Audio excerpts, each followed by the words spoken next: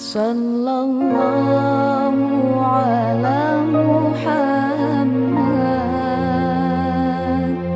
sallallahu alaihi wasallam, sallallahu ala Muhammad, sallallahu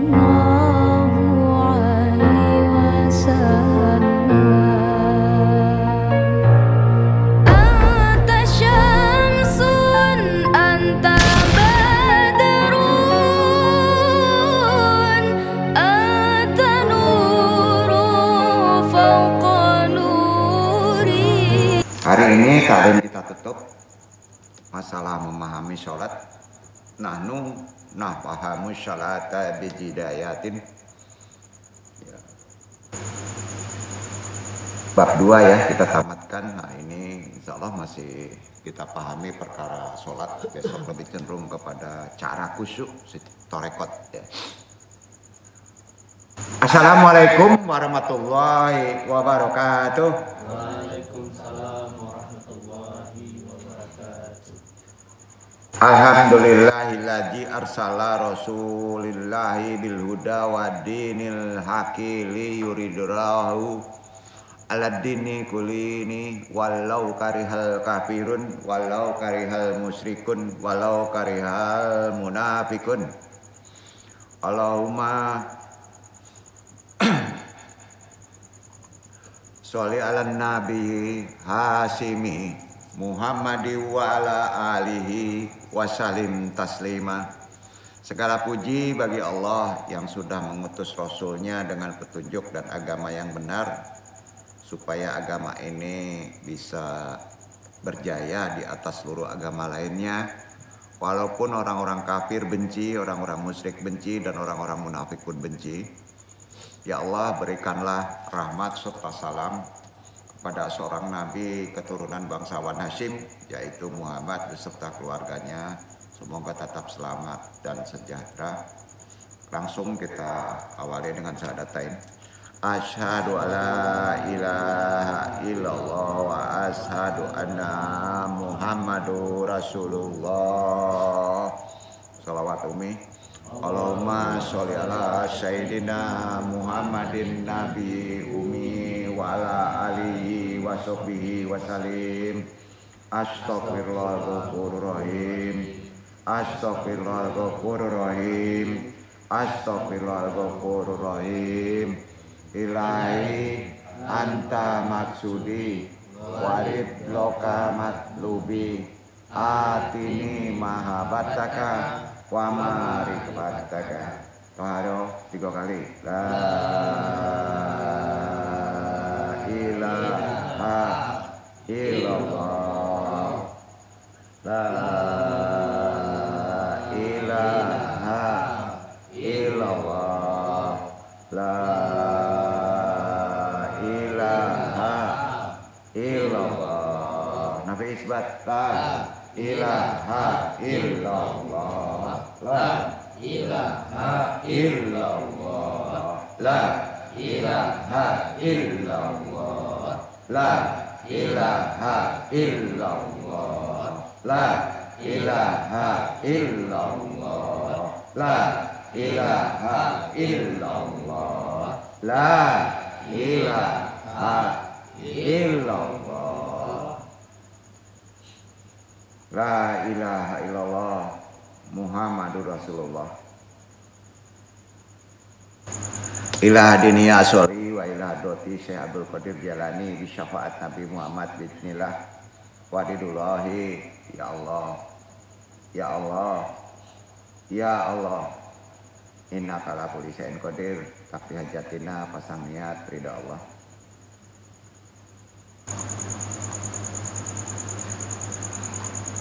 Khususan Abaruhi Nur Muhammadin, khususan Ilarwi Nabi Yunaka, wabil khusus Hodiri Kalifatun Rodin, wabil khusus Arwahi Juriyatihi, wa khususan Arwahi Muslimin, Mu'minin, wa Muslimin. Al-Fatihah. A'udhu billahi minasyaitonirrajim. Bismillahirrahmanirrahim. Alhamdulillahirabbil alamin. Arrahmanirrahim. Maliki yaumiddin. Iyyaka na'budu wa iyyaka nasta'in. Ihdinas siratal mustaqim. Siratal ladzina an'amta 'alaihim ghairil maghdubi 'alaihim waladdallin. Allahumma ayyina 'alal Islam wa amitna 'ala sunnah. Allahumma anta rabbi la ilaha illa anta khalaqtani wa ana abduka wa ala ahdika wa wadika masata'tu wa a'udzubika min syarri ma sana'tu abulaka bi ni'matika alayya wa abu dzanbi faghfir li fa innahu la yaghfiru dzunuba illa anta. Allahumma ya qadiyal hajat, Allahumma ya kafiyal muhimat, Allahumma ya dafiyal baliyat, Allahumma ya rafi'u darajat, Allahumma ya safi'al amrat, Allahumma ya mujibad da'wat, Allahumma ya arhamar rahimin. Allahumma inna nas'aluka selamatan fidin, wa'afiyatan fil jasadi, wajadatan fil ilmi, wa barakatan fil rizqi, wa taubatan qabla maut, wa rahmatan indal maut. Allahumma hawwin 'alaina bisakatil maut, wa najatan minan nari wal afaa indal hisab. Rabbi shrah sadri wa yassir amri wahlul 'uqdatam lisani yafqahu qawli. La haula wala quwata illa billahil aliyyil azim. Alhamdulillahirabbil alamin. Langsung ke tajuk risalah bab 2 ini kita tuntaskan perkara sholat. Kita pahami lebih dalam lagi karena keseriusan perkara sholat adalah termasuk tiang agama dalam kehidupan kita. Tidak kuhidupkan kita hanya untuk ibadah. Tiangnya ibadah adalah sholat. Amma ba'du. Nabi Musa kan menyarankan kepada Nabi Muhammad untuk meminta keringanan kepada Allah sampai mondar-mandir itu dalam peristiwa Isra Mi'raj. Begitu sejarahnya. Sholat itu bukan diwahyukan, sholat itu sampai dijemput ya, diperjalankan, begitu pentingnya ya. Jadi ada evaluasi ya, oleh Nabi Musa, bukan Allah tidak tahu, ini memang sudah diatur sama Allah. Jadi sangat kurang bijak kalau kita menganggap Allah itu membutuhkan evaluasi. Tidak, Allah Maha tahu. Kemarin sudah kita bahas. Yang mengevaluasi itu justru pada Nabi Musa ya. Setelah terakhir singkat cerita ya bolak-balik sampai dapat keringanan dari 50 sampai 5 ya. Kepada Nabi Muhammad akhirnya ditanya yang terakhir tuh ya. Karena menganggap pasti nggak sanggup kalau 50 kan. Jadi disinilah akhirnya Nabi Musa pas 5 itu disarankan untuk meminta lagi pengurangan jawaban Nabi ya. Udah diprediksi nama Nabi Musa umat kita untuk 5 waktu aja, bukan 5 rakaat ya, 5 waktu, bukan 50 rakaat, 50 kali sholat ya. Jadi meminta keringanan lagi, suruh minta keringanan lagi, udah sudah 5 itu. Rasulullah menjawab, ini rajatu ila rabbihat tashtahitu minhu. Sungguh saya telah kembali kepada Rabbku sampai saya pun malu kembali kepadanya. Akhirnya ya, Nabi nggak kembali lagi ya. Sejak itu langsung perintah sholat 5 waktu ditetapkan untuk umat Islam hingga akhir zaman ya. Itu secara singkat perkara sholat ya. Karenanya sholat dapat diibaratkan sebagai tiang yang menopang seluruh rumah. Iktibarnya begitu. Sementara itu syariat lain ibarat tali, kayu, penguat rumah tersebut. Atributnya, kelengkapannya ya. Tanpa sholat hancur rumah tersebut pasti. Jadi sejatinya sholat memiliki banyak keutamaan ya. Sangat utama dalam menjalani hidup. Beberapa keutamaannya dapat memotivasi untuk lebih rajin menunaikannya. Motivasinya begini. 1, belum sampaikan ya, sholat itu penyejuk hati, penghibur jiwa untuk orang tertentu ya. Jadi penghibur hati, penghibur resah, penghibur galau itu sholat ya. Karena Nabi Muhammad bersabdanya begini, hubi bailai minad dunya nisa'u wattibu wazuila quratu ayini fi syalati. Dijadikan kesenanganku dari dunia berupa wanita dan minyak wangi, dan dijadikan penyejuk hatiku dalam ibadah sholat. Penyejuk hati itu, kesenangan itu wanita dan minyak wangi, harum. Tapi penyejuk ketenangan hati itu, penghilang galau itu, kesusahan itu adalah ibadah sholat. Hadis riwayat An-Nasai nomor 3391, riwayat Ahmad nomor 128. Itu motivasi sholat. Kegunaannya sangat penting. Yang kedua, mencegah perbuatan keji dan munkar. Banyak orang memperdebatkan, masa dengan sholat begitu aja bisa kita tidak berbuat keji dan munkar. Ya begini, sholat dapat mendapatkan orang yang, khususnya orang yang melakukannya, itu kan sholat bukan waktu ritual aja. Setelah sholat juga dia merem untuk berbuat jahat, pasti kan, karena akan percuma sholatnya. Ya, sholat dapat orang yang sudah sholat dan mendirikannya, gitu kata Nabi, mempraktekkan akhlak sholat itu dari perbuatan keji. Jadi termasuk percuma kalau kita masih memakan yang haram, berbuat keji. Jadi syaratnya adalah sholat itu ditegakkan sesuai ketentuan. Makanya tegakkanlah sholat, bukan ritualnya juga. Ritual tegakkan, laksanakan, tegakkan itu setelah ritual.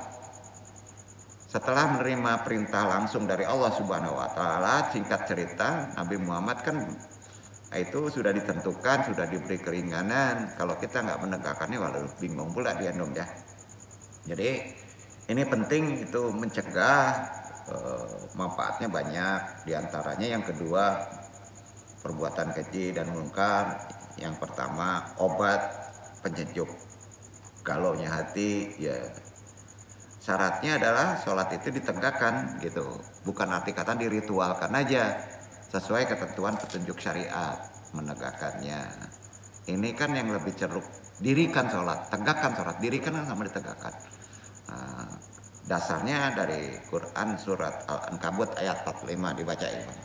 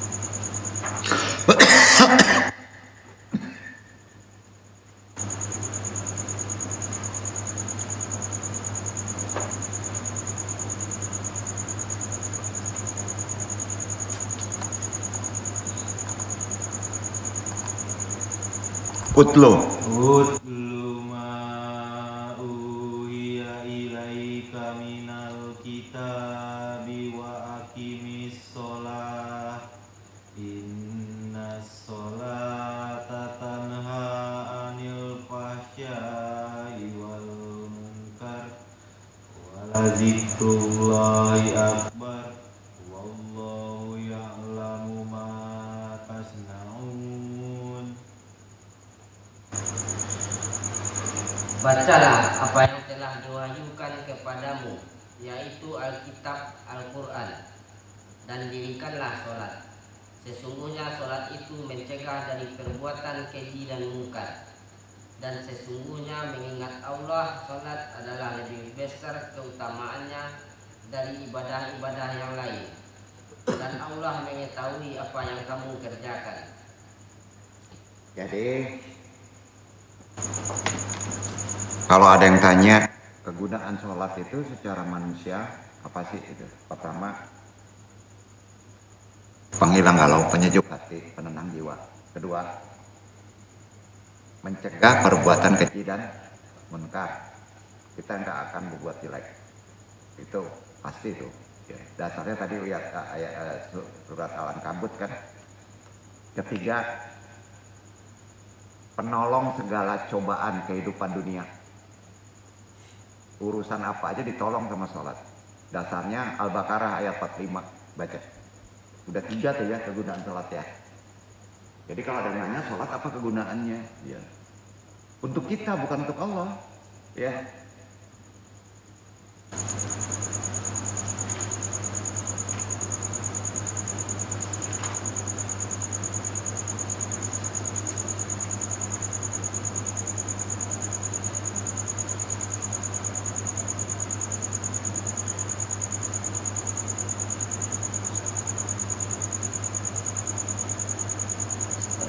Wasta'inu.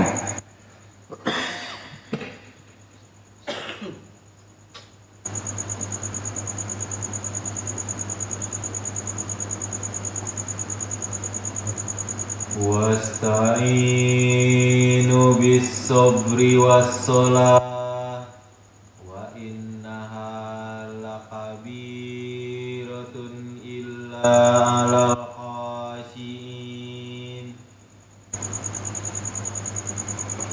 Jadikanlah sabar dan sholat sebagai penolongmu, dan sesungguhnya yang demikian itu sungguh berat, kecuali bagi orang-orang yang khusyuk. Nah gini, ini yang ketiga, nanti di bab selanjutnya di judul kaji membahasnya. Jadi kalau sholat kita ingin menolong segala cobaan dunia, kekurangan, akibat ujian lah, atau akibat dari orang jolim, atau kita misalnya umpamanya nggak kaya, misalnya belum dapat istri, belum dapat kerja, jadikan sabar dan sholat sebagai penolongmu, kan gitu ya. Tapi harus khusyuk. Maka kaji nanti khusyuk secara tarekot. Kaitannya di poin ketiga, kegunaan sholat. Ulang dari atas ya, pelan-pelan aja. Pertama untuk apa? Menenangkan hati, ya, supaya kita tenang dalam masalah tenang. Kedua, mencegah perbuatan keji munkar. Ketiga, menolong segala kesusahan hidup. Keempat, datangnya keuntungan. Nah, kalau yang tanya gunanya sholat, ada 5, ya. Nah, yang keempat ini datang pahala, akan untung terus, nggak akan rugi. Dasarnya sabda Nabi, kansu syalawatin kitabahun nallahu alal ibadi paman ja'abina lam yudaya minhuna syai'an istighfahan fahihakina karena lahu indallah ahadun an yudikullahu jana paman lam yati bihinna falaisa lahu andallahu ahdun insya'ah dahabahu wa insya adalahul janata. 5 sholat yang telah Allah Ta'ala wajibkan, kan 5 tuh ya, kepada para hambanya, siapa saja yang mendirikannya dan tidak menyia-nyiakan jadi sholat itu darinya, tidak meremehkannya, haknya, hak kamu itu sholat, hak Allah, bukan karena kita sholat ya, maka dia memiliki perjanjian dengan Allah untuk memasukkannya keuntungan ke dalam surga, baik dunia wal akhirat. Sedangkan siapa saja yang tidak mendirikannya, dia tidak memiliki perjanjian dengan Allah. Diputus tuh, ya. Jadi nggak akan dikasih keuntungan, tidak akan dikasih surga. Dan jika Allah mengendaki, Allah akan memasukkan ke dalam surga. Nah, jadi ada keringanan juga, ya. Hadis riwayat Abu Daud nomor 1420, An-Nasai nomor 426, Ibnu Majah nomor 1401. Itu keuntungan sholat yang keempat. Mengulang. Pertama untuk apa keuntungan sholat? Penenang hati dari segala masalah. Kedua, mencegah perbuatan kita jelek, keji, munkar, memakan hal-hal yang jelek. Ketiga, menolong segala cobaan hidup. Beratnya harus khusyuk. Keempat, datangnya keuntungan. Ya, kelima, penggugur dosa. Jadi nggak perlu tobat, di sholat aja udah digugurkan dosa itu. Kalau serius, ya. Rasulullah bertanya kepada para sahabat tentang pendapat mereka jika di depan pintu rumah ada sungai. Lalu para sahabat mandi sehari 5 kali. Apakah masih akan ada kotoran di badan? Kan 5 kali kan? Secara fisik aja. Para sahabat menjawab, tidak akan tersisa kotoran sedikit pun di badan kalau 5 kali kita cuci terus. Kemudian Rasulullah bersabda, "Fadzalika mathalus sholawati kamsi yamhullahu bihinnal khotoya." Itu adalah permisalan untuk sholat 5 waktu. Dengan sholat 5 waktu Allah Ta'ala menghapus dosa-dosa kita.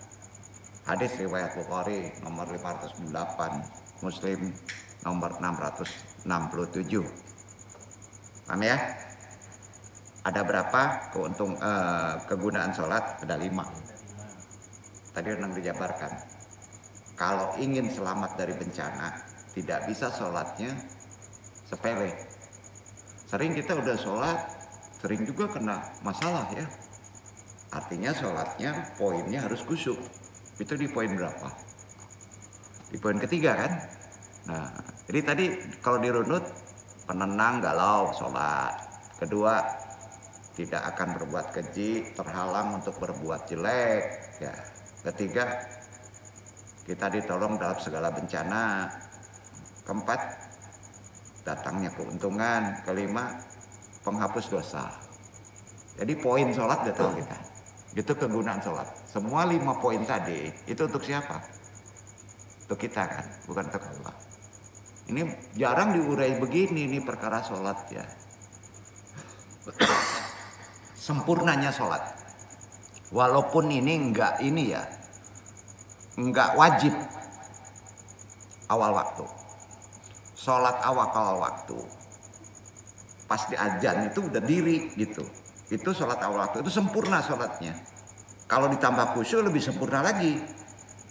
Tapi khusyuk dan awal waktu, hukumnya tidak wajib. Sampai ya? Kalau antum dihukumkan wajib khusyuk dan awal waktu, repot nggak? Berilmu tinggi pun akan repot tuh. Ya. Ulama keren pun pasti bisa nggak fokus sholat kalau dimarahin bini kan. Jadi itu nggak wajib. Tapi menyempurnakan awal waktu, khusyuk. Nah yang andung takutkan kan menyebutnya gini. Banyak ulama, khusyuk itu wajib. Kalau nggak khusyuk nggak diterima sholatnya. Itu udah dosa ngomong kayak gitu tuh. Karena kita dikasih apa? Ada korin. Ada memori. Iya kan? Itu nggak wajib ya. Tapi menyempurnakan sholat. Jangan beranggapan di awal waktu hukumnya wajib. Dalam hadis memang tidak ada keterangan menyebutkan bahwa sholat di awal waktu hukumnya wajib, termasuk khusyuk.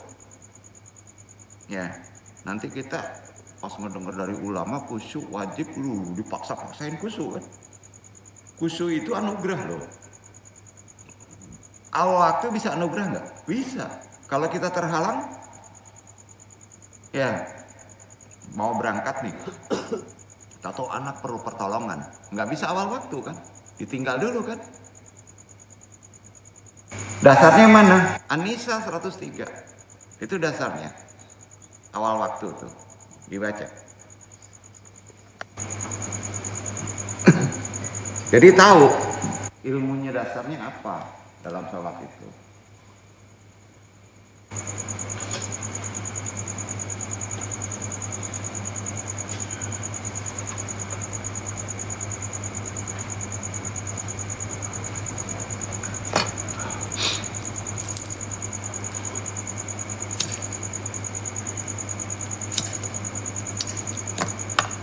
Wa iza qadaytumus sholata wazkurullaha qiyaman wa qu'udan wa 'ala junubikum wa iza manantum faqimus sholah innas sholata kanat 'alal mu'minina kitaban mawquta.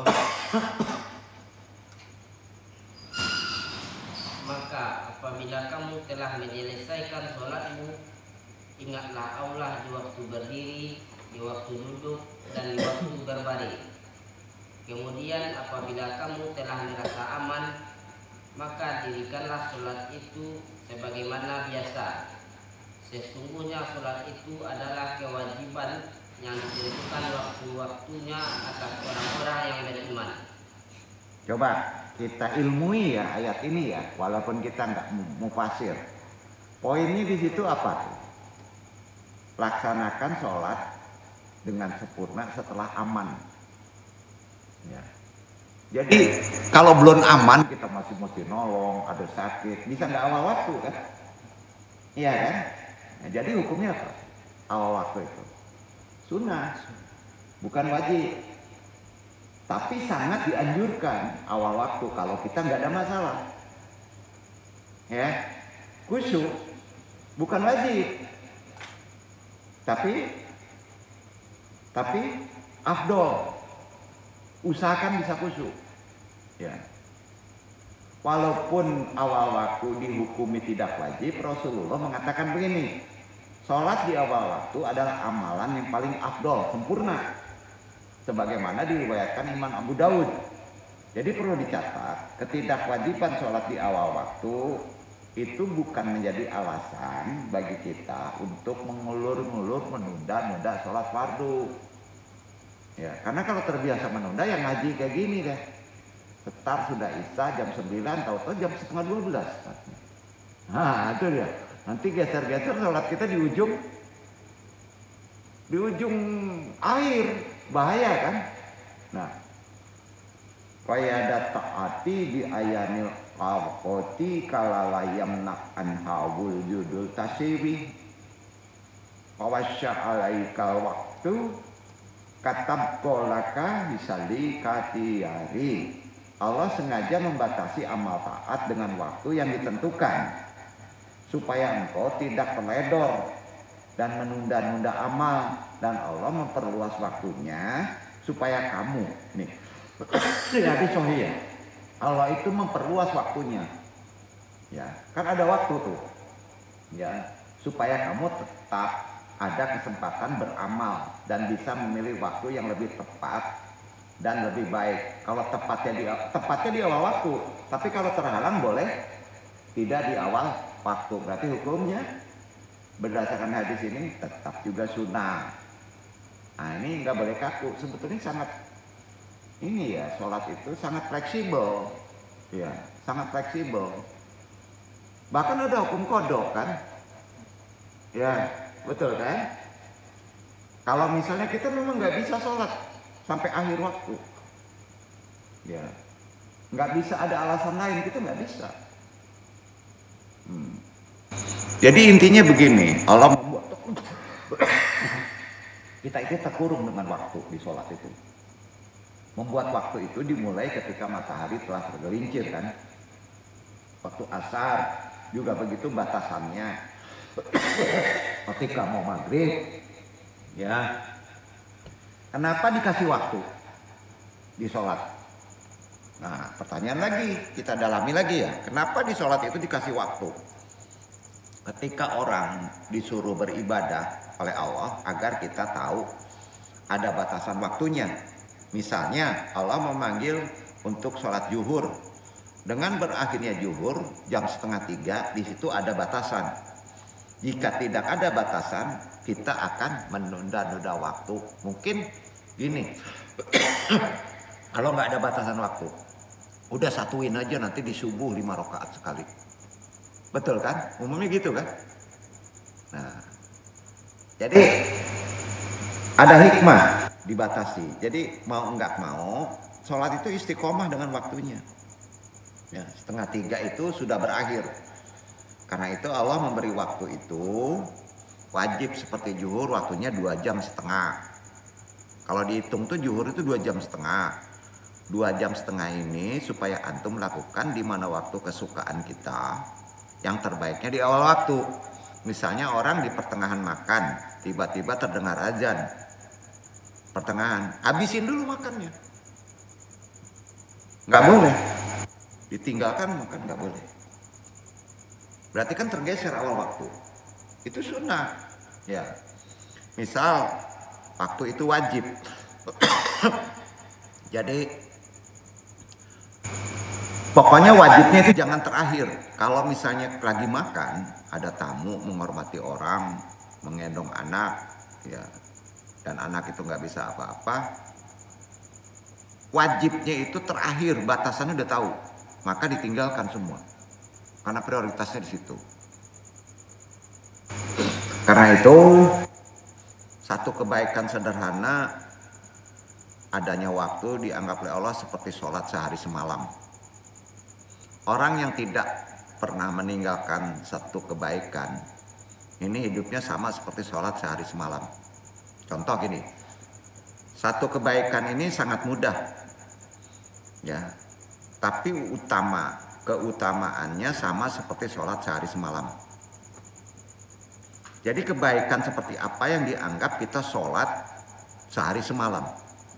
Hitungannya, jika terpaksa sholat sunnah, maka lakukan sholat fardu secara spesial. Misal ditakdirkan tidak sholat sunnah, maka sholat fardulah secara serius, sungguh-sungguh. Ya. Spesial itu tidak harus khusyuk, ya. Syukur-syukur bisa khusyuk. Contohnya, awas jangan keliru ya yang dulu sampaikan ini. Ya. Misal saya ini jarang sholat sunnah, jujur memang begitu kok, kebanyakan orang sekarang, ya. Nah, hal itu dikarenakan masyghul, sehingga tidak boleh ditiru tuh. Masyghul itu dalam artinya sibuk. Maka kita sholat Jumat, ada sholat sunnahnya tuh di awal dan terakhir, karena sibuk kita nggak melakukan itu, ya. Padahal itu terkait dengan awal ketetapan Allah yang disebut 50 rakaat. Jadi 50 rakaat itu bukan evaluasi. Allah udah tahu yang 45 itu disunah. Kemarin udah dijelaskan yang 45 itu apa. Contoh subuh, sebelum subuh ada sholat rawatib. Ya, zuhur ada rawatibnya, apakah di pangkal atau di belakang, jumlahnya nanti 50 termasuk tahajud. Nah, Nabi itu mewajibkan itu semuanya menjadi 50. Ya, karena dia sempurna kan manusianya. Kita belum sanggup. Jadi jangan masyghul. Masyghul itu maksudnya gini, dalam artian sibuk secara hati. Itu sibuk secara hati. Padahal fisiknya nggak sibuk, menyibukkan diri tidak sholat sunnah. Allah tahu itu. Jadi sholat itu mesti dipikir. Kita mau sholat itu dipikir dulu, karena sholat itu memerlukan kesadaran yang menjadikan orang itu dengan berpikir maka menjadi ahli surga. Misalnya begini, setelah sholat subuh di hati kita, saya menunggu waktunya sholat zuhur. Ini udah subuh ya. Niat kita gimana? Ya Allah, saya berikan panjang umur untuk bisa sholat zuhur. Ya, setelah sholat zuhur di hati niatkan lagi, ya Allah, kehidupan saya ini prioritasnya menunggu sholat asar. Setelah sholat asar, ya Allah, prioritas kita hidup ini supaya dapat sholat maghrib. Ya, jadi nggak boleh begini. Jangan sampai kita, ya Allah, menunggu saya kaya mapan. Nggak boleh. Itu ditinggalkan. Maka disebut antum sama dengan sholat sehari semalam. Paham? Paham ya? Ada yang bertanya tuh.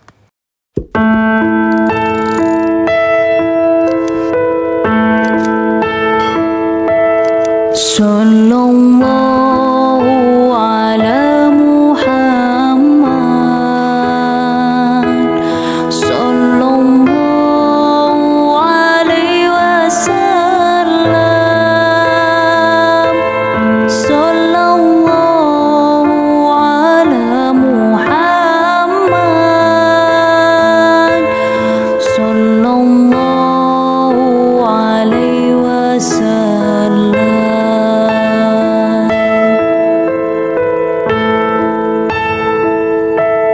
sallallahu